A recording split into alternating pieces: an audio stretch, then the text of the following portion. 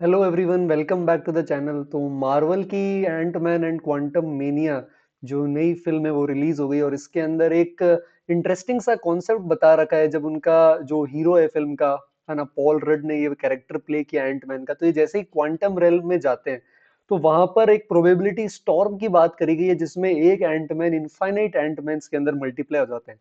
तो अपन इस लेक्चर के अंदर आज ये देखेंगे कि यार ये एक्चुअली प्रोबेबिलिटी स्टॉर्म है क्या और ये हमारे जेई के क्वेश्चंस में भी कैसे काम आ सकता है। तो इससे पहले एक बार छोटा सा इसका क्लिप देखते हैं, फिर समझने की कोशिश करते हैं यार ये क्वांटम रेल्म क्या है। ये प्रोबेबिलिटी तो सुना था, प्रोबेबिलिटी स्टॉर्म कहां से आ गया, है ना। तो एक बार एक इस क्लिप को देख लेते हैं, थोड़ा सा इंटरेस्टिंग सा, है ना। I see it.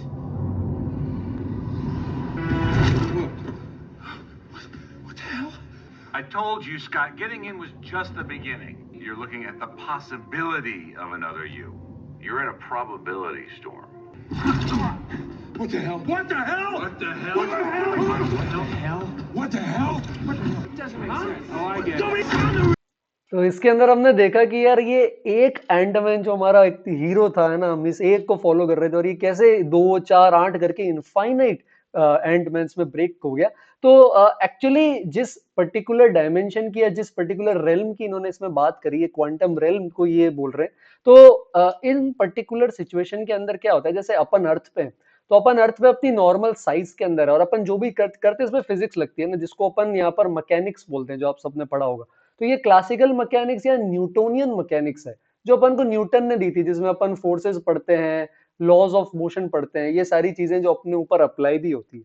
पर जब आप एक बहुत ज्यादा छोटे पार्टिकल या सब सब एटॉमिक स्केल पर, एटम से भी एक छोटे स्केल पर ब्रेक हो जाते हो ना, बहुत ज्यादा छोटे स्केल पर, तो उतने छोटे स्केल पर ये पर्टिकुलर फिजिक्स अप्लाई नहीं करती है।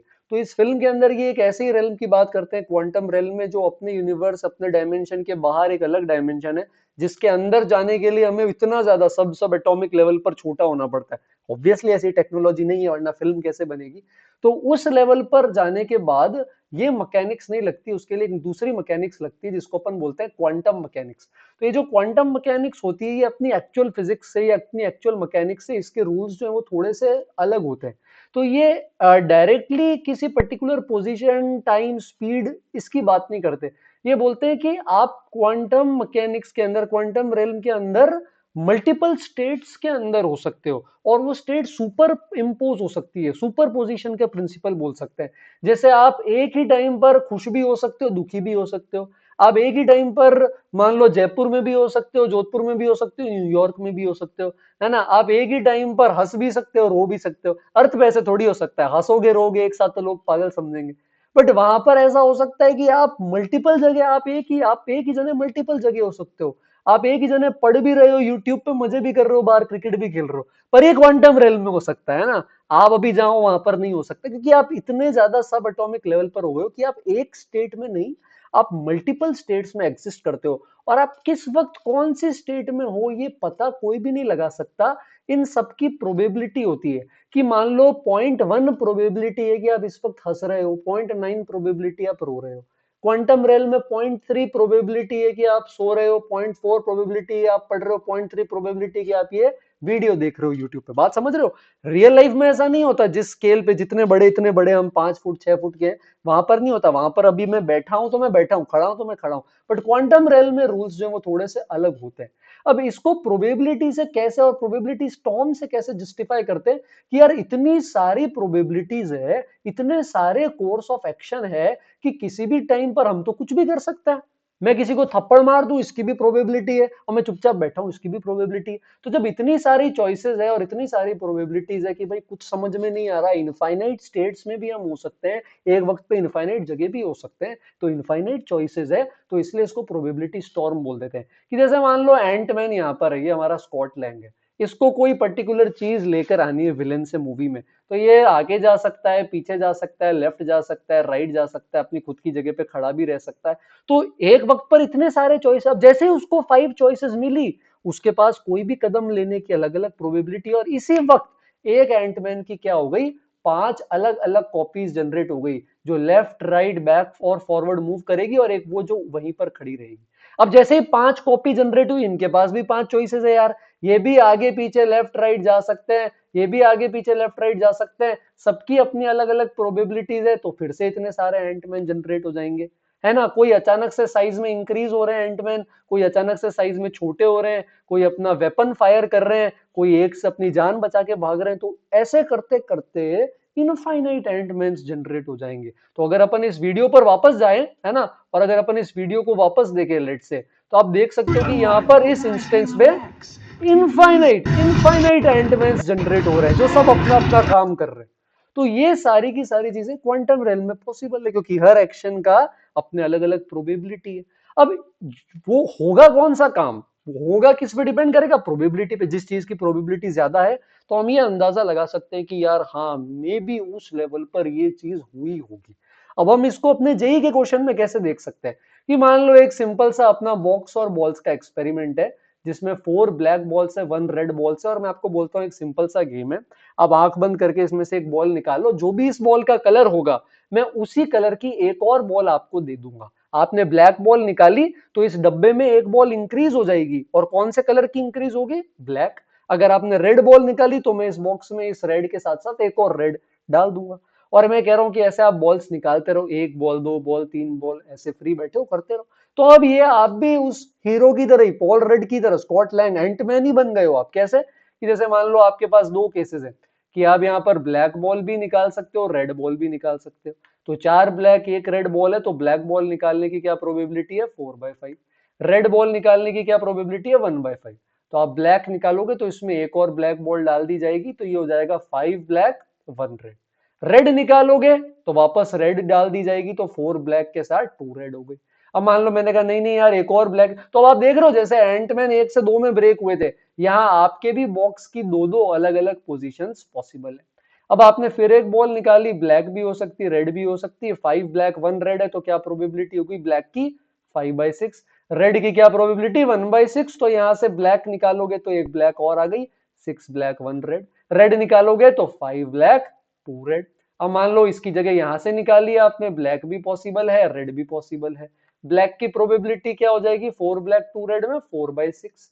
रेड की 2 रेड 4 ब्लैक में 2/6। तो यहाँ पर हो गई 5 ब्लैक 2 रेड। तो दो बॉल जैसे ही आपने निकाली तो आपके पास इसके केस के अंदर यहाँ पर ये 4 केसेस, 4 अलग अलग पाथ पोजिशंस पॉसिबल। अब आपने ये एक्सपेरिमेंट अर्थ पे किया तब तो ठीक है, अब आप क्वांटम रेल में सब एटॉमिक स्टेट में कर रहे हो, तो आपके पास हम यहाँ अर्थ पे बैठे बैठे तो हम ये सोच सकते हैं कि अभी तो ये एक ही चीज पॉसिबल होगी, पर इतने माइक्रोस्कोपिक लेवल पर साइमल्टेनियसली आपके एक ही बॉक्स में उस वक्त 6 ब्लैक 1 रेड भी पॉसिबल है, 5 ब्लैक 2 रेड भी पॉसिबल है, 4 ब्लैक 3 रेड भी पॉसिबल है, कुछ भी हो सकती है। हम प्रॉपर वे में बता ही नहीं सकते कि उस वक्त एक्चुअली कितनी बॉल है। अगर आपने केमिस्ट्री में हाइजेनबर्ग अनसर्टेनिटी प्रिंसिपल पढ़ा है तो आपको पता भी होगा कि आपका मोमेंटम और पोजीशन दोनों एक साथ आप जस्टिफाई नहीं कर सकते कि किस वक्त क्या है। अब मान लो एक बॉल और निकाल ली फिर से, या मान लो एक ब्लैक निकाल लिया, एक रेड निकाल लिया, तो ब्लैक की प्रोबेबिलिटी 6/7, रेड की 1/7। तो इसके बाद यहाँ पे 7 ब्लैक हो जाएगी, 1 रेड, यहाँ पर हो जाएगी आपके पास इस केस में 6 ब्लैक 2 रेड। ये यहाँ पे चलता जाएगा। तो 3 बॉल निकाल रहे हो तो आपके पास 2 2 2 2 2 की पावर 3, 8 अलग अलग कॉन्फ़िगरेशन, 8 एंटमैन्स बन रहे, है ना। आपका ये जो बॉक्स है जिसमें बॉल चाहिए अपने आप में एक एंटमैन हो गया। इसी तरह मान लो दो दो ही निकाली तो 4 अलग अलग केस हो गए। 10 बार निकाल लोगे एक एक बॉल तो 2 की पावर 10, 1024 सिनेरियो बन जाएंगे। तो कौन सा सिनेरियो है, अर्थ पे तो बता सकते हैं, पर क्वांटम रेलम के अंदर हम सिर्फ प्रोबेबिलिटी बोल सकते हैं कि जैसे क्या प्रोबेबिलिटी है कि दो बॉल्स निकालने के बाद आपके पास 6 ब्लैक 1 रेड ही बचेगी। तो ये इसकी प्रोबेबिलिटी 4/5, इसकी 5/6, तो प्रोबेबिलिटी क्या हो जाएगी 4/6, यानी 66.66% चांस है कि क्वांटम रेलम में अगर आप इसमें से दो बॉल्स निकालोगे तो 66% चांस है कि आपको इस तरह का डब्बा मिलेगा जिसमें 6 ब्लैक 1 रेड बॉल है। समझ रहे हो। इसी तरह मान लो दो बॉल निकाली और दोनों रेड हो जाएं और 4 ब्लैक 3 रेड आए, इसकी क्या प्रोबेबिलिटी है, तो पहली बार में 1/5, दूसरी में 2/6, प्रोडक्ट क्या आ जाएगा 2/30, जो कि बहुत कम है। ठीक है, तो हम ये नहीं बोल सकते श्योरली यार उस वक्त कि मान लो मैं अगर इतना छोटा सा पार्टिकल हूं, है ना, या बहुत छोटा सा, मान लो कोई प्रोटॉन है या मान लो न्यूट्रॉन है या इलेक्ट्रॉन है, तो इलेक्ट्रॉन रिवॉल्व कर रहा है, तो हम एग्जैक्टली नहीं बोल सकते कि यार इलेक्ट्रॉन अभी इस वक्त इसी पोजीशन पर होगा। जुपिटर है या सैटर्न है तो वो हम बोल सकते हैं कि अपने पाथ में कहां पर है।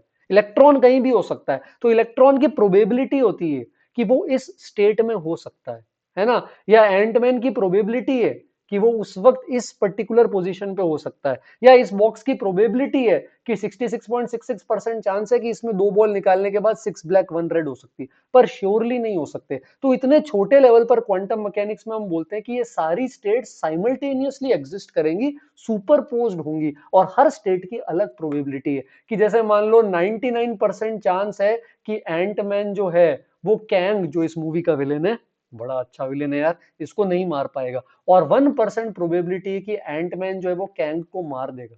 तो इसका मतलब अपन ये नहीं बोल सकते कैंग मरा या नहीं मरा, अपन ये बोल सकते हैं कि यार अगर 100 एंटमैन जनरेट हुए होंगे उस क्वांटम रेल्म के अंदर, उस डायमेंशन के अंदर, तो 99 एंटमैन तो कैंग को मारकर अपनी पावर का मिसयूज करके जेल चले जाएंगे, मर्डरर बन जाएंगे। 1% बेचारा समझदार एंटमैन कैंग को नहीं मार पाएगा, वो मर्डरर नहीं बन पाएगा, और अपन को आगे जाके मूवी मिलेगी कैंग डायनेस्टी। ठीक है, तो हम सिर्फ प्रोबेबिलिटी कर सकते हैं, ये दोनों ही चीजें एग्जिस्ट करेगी माइक्रोस्कोपिक लेवल पर साथ में। लेकिन अपन जिस चीज को पिन पॉइंट कर रहे हैं उस वक्त, वो कौन सा एंटमैन है जो कैंग को मार रहा है या नहीं मार रहा है, अपन सिर्फ प्रोबेबिलिटी की बात कर सकते हैं, हेंस प्रोबेबिलिटी स्टॉर्म। तो ये बड़ा अच्छा कंसेप्ट है यार, है ना, तो आप मूवी भी देख सकते हो अगर आप टाइम हो तो, और ये आर्टिकल का लिंक है, आप इसको भी पढ़ सकते हो, मुझे आर्टिकल बहुत अच्छा लगा। तो और कैसे अपन ने इसको जेई से रिलेट किया है, तो आप जहां भी अपने पास ब्रांचेस बनती है ना, ट्री डायग्राम बनता है, तो प्रोबेबिलिटी वहां पर इंटरेस्टिंग हो जाती है। तो अपने जेई में भी क्वेश्चन आते हैं, एडवांस में भी 2021 में आ रखा है, तो आप ट्राई करना, मैं इसका लिंक जो है ये आपके साथ शेयर कर दूंगा।